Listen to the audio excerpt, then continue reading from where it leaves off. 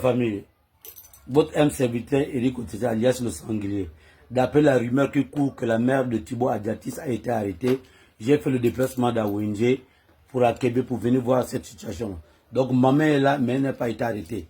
Mais je pense bien que c'est le petit Pépito qui sont venus regarder.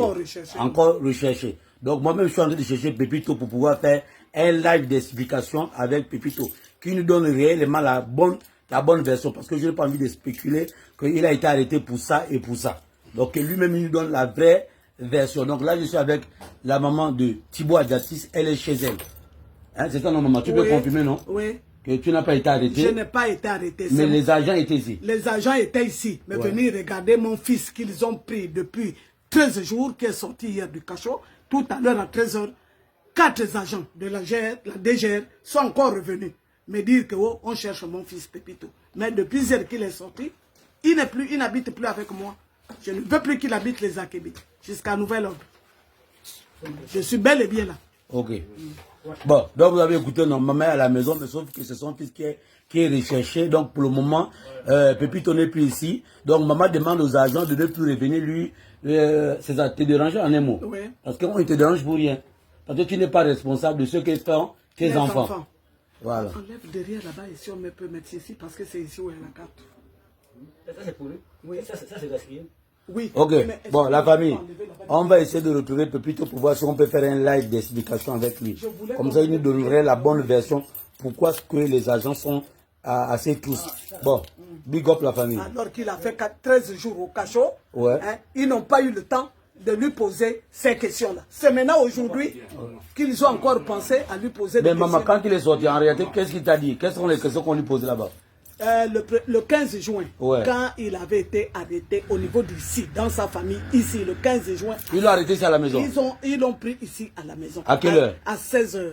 Ouais. Alors, on le prend, on l'amène par des agents inconnus, habillés en cagoule. Ils étaient cagoulés? Oui.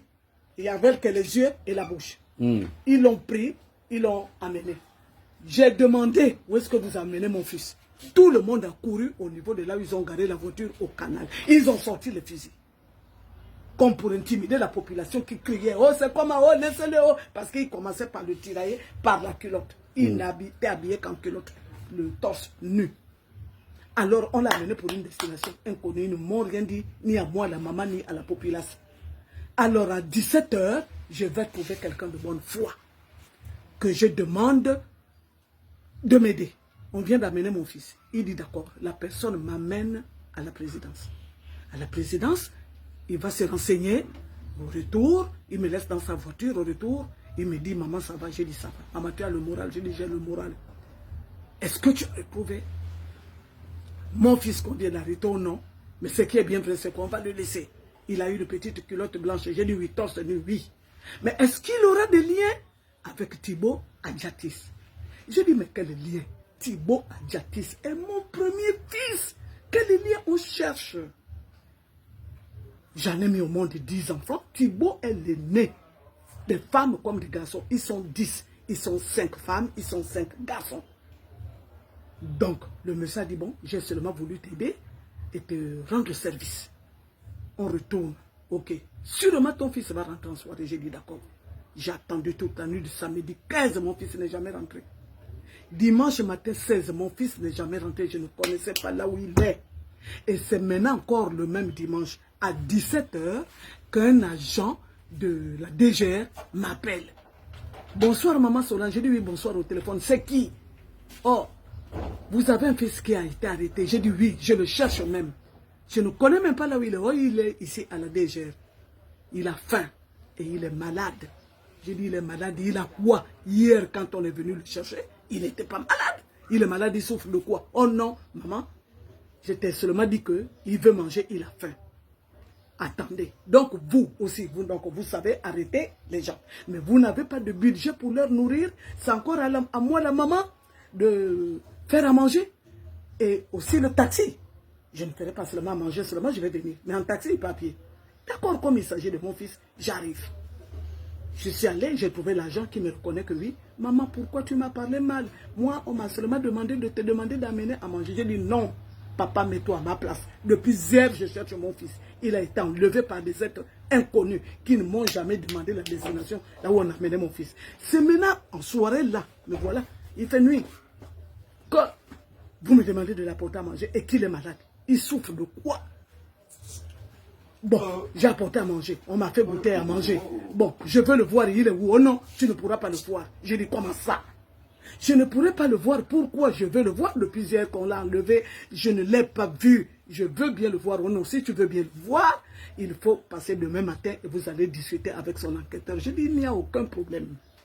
Le lendemain matin, je fais un effort. Je m'y rends.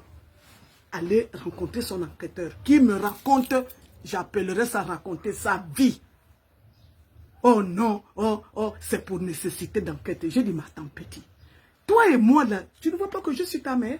Il doit d'abord y avoir un problème de fond, ensuite, une nécessité d'enquête.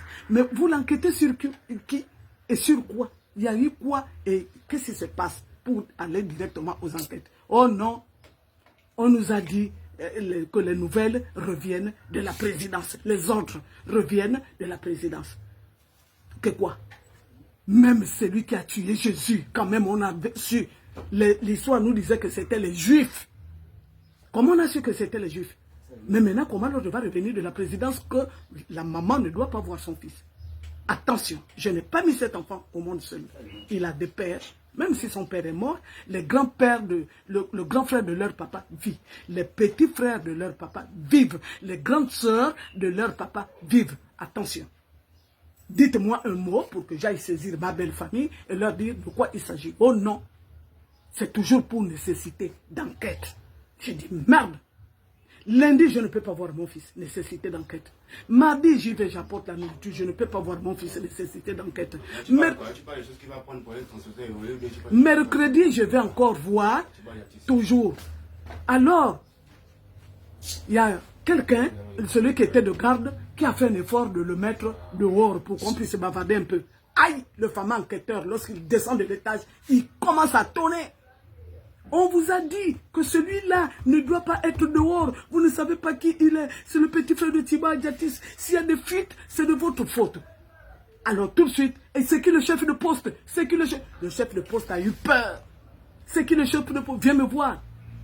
Et le chef de poste a rendu mon fils dans les jours. Et moi-même dehors, comme une malpropre. Le lendemain encore, je vais dans son bureau.